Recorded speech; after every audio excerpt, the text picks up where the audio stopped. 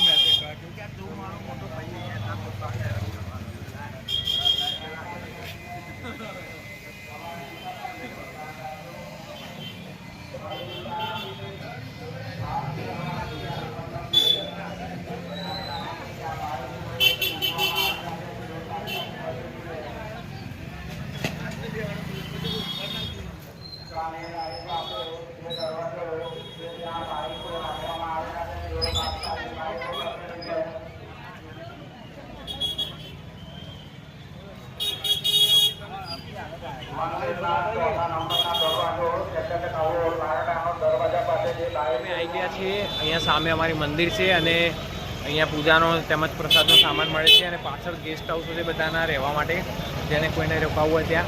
અને અહીંયા ગોટા એવા ખૂબ જ પ્રસિદ્ધ છે ડાકોરમાં, તો ગોટાની પણ ખૂબ જ દુકાનો છે, જે અમે જરૂરથી કહીશું. પહેલાં દર્શન કરી લઈએ ભગવાનના, કેમ કે બપોરના 12 વાગે મંદિરનો દરવાજો બંધ થઈ જાય છે, પછી એ સાંજે ખુલે છે. તેથી અમે આજે વહેલા આવી ગયા છીએ, તેથી મસ્ત અમારા દર્શન થઈ જાય. તો હવે અંદર ફોન લઈ જવા દે તો શક્ય હોય તો બ્લોગ કરીશું, નહીં તો પછી બહાર આવીને હું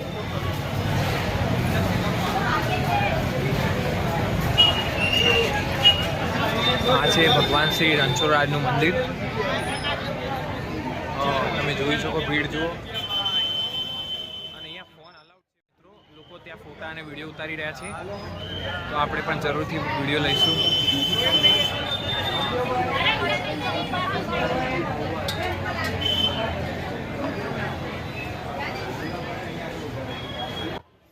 આટલી સવારે આવે તો પણ આટલી ભીડ, તો વિચારો હમણાં થોડી વાર બપોર સુધીમાં કેટલી ભીડ હશે.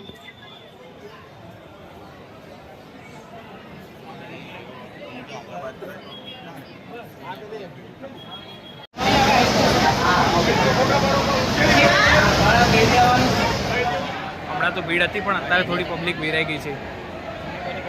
અને હવે અહીંયા થોડા ફોટાને ઉપાડી લઈએ, પછી આપણે જઈએ આગળ.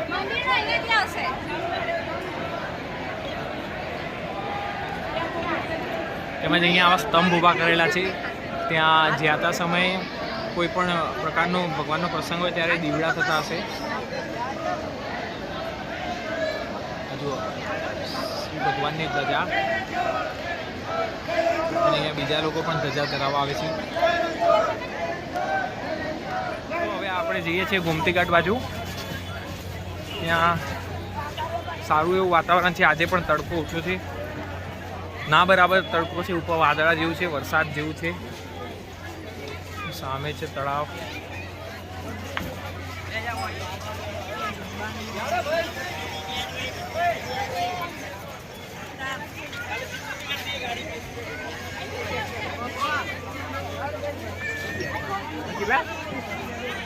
ये 30 रुपये के जी है ना.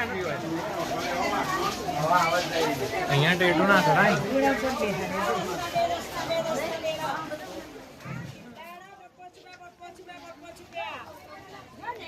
મિત્રો આ છે ગોમતી ઘાટ.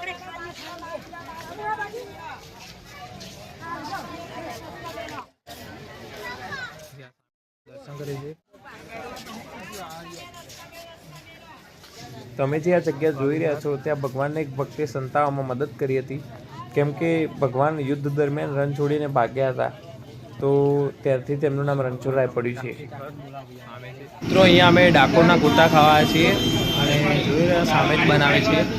અહીંયાનો સ્પેશિયલ લોટ છે, અમે સ્પેશિયલ લોટ બી લીધો છે જે બીજે ક્યાંય નથી મળતો.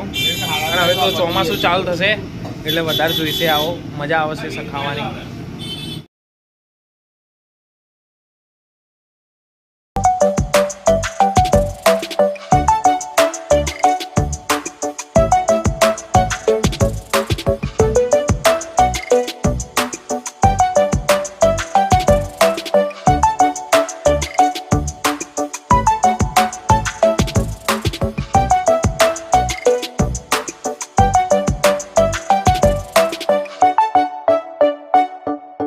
અહીંયા ગલતેશ્વર જઈએ છીએ, પણ ત્યાં રસ્તાનું કામકાજ ચાલુ હોવાને કારણે અહીંયા બીજા રસ્તામાં આ લોકો વાળી રહ્યા છે.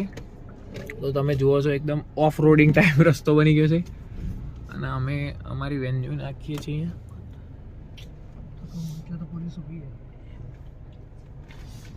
થઈ ગઈ. તો હવે આ રસ્તો ગલતેશ્વર તરફ જાય છે. આપણે ગલતેશ્વર જુઓ, અહીંયા જોઈ શકો છો કે બધા લોકો નદીમાં નાય છે અને ત્યાં ભોળેનાથનું મંદિર છે. અહીંયાથી ઉતરવાનું છે. અને આ રસ્તો છે એ સીધે 55 કિલોમીટર દૂર જાય છે, પાવાગઢ પહોંચે છે. તો નીચે જઈને આપણે બતાવીએ. તો આ તો મિત્રો આજનો ડાકોરનો અને તેમજ ગલતેશ્વરનો વ્લોગ. તો હવે આપણે મળીએ નેક્સ્ટ વિડીયોમાં, જ્યાં આપણે ફરવા જઈશું તો વ્લોગ કરીશું. ત્યાં સુધી બધાને જય માતાજી, જય રણછોડરાય.